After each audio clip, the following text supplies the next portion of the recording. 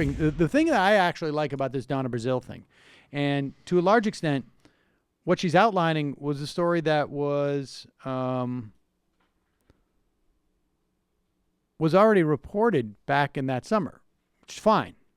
I think what she found was that there was a specific contract set up, and I think to the extent that the Clinton campaign had sign off on who the personnel was going to be at the DNC, I think is probably greater than people understood.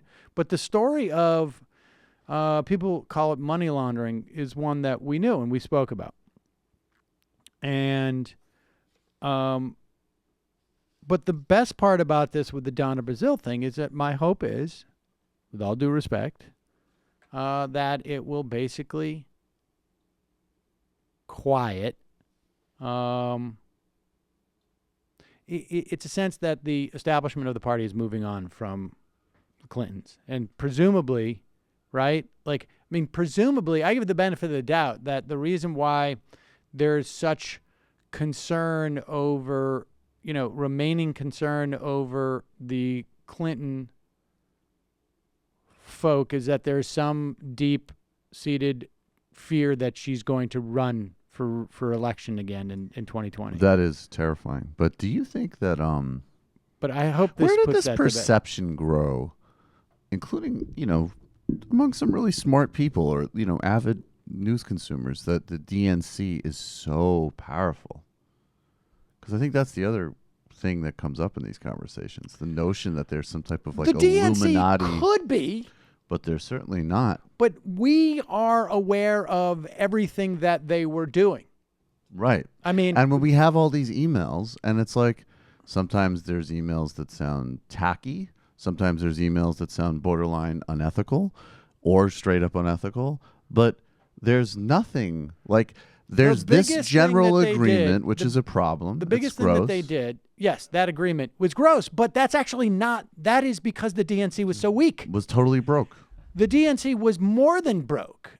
It was significantly in debt from the Obama years, largely because apparently it was just like a trough for a bunch of consultants. I hope all these consultants get fired too from this.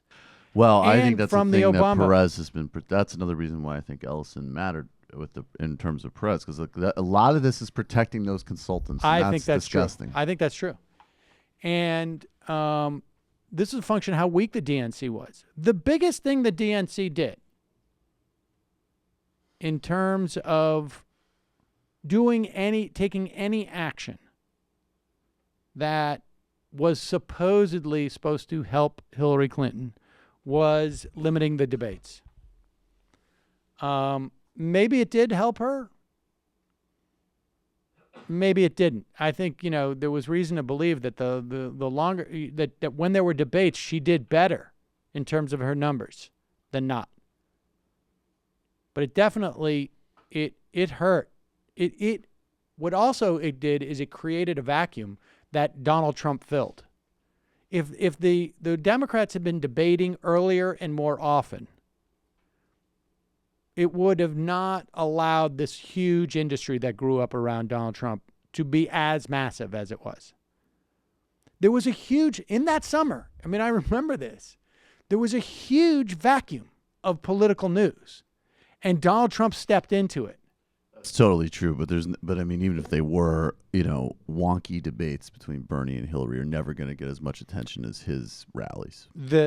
I think that's true when you think about the fall, but if you think about the summer, one debate for they would have focused on it. If they went pound for pound like that, I think it was a mistake, and I think Bernie should have gone out and done a little. Just like, and by the way, I thought it was pathetic, sad, lying Hillary Clinton, lying Hillary. Well, the funny part is that during that time, it was O'Malley who said that they were rigging it, and Bernie wouldn't say anything, because in the summer of 2015, Bernie still thought he was running a message campaign, right? And somehow O'Malley thought he was running an anything campaign.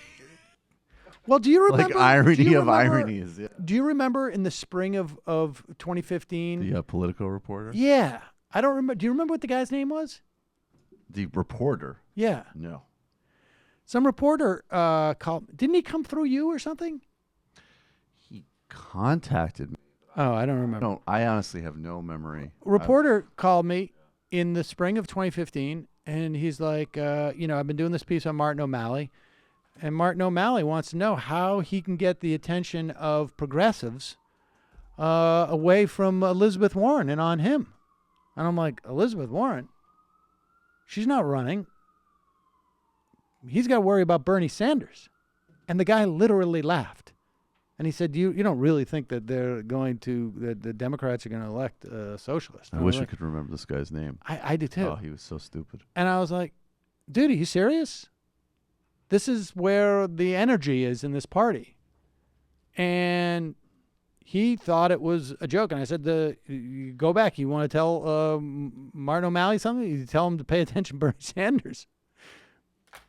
You got that message a little late.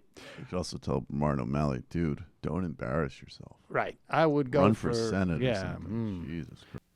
Hi, folks. Sam Seder here. We still need your help on our Patreon page.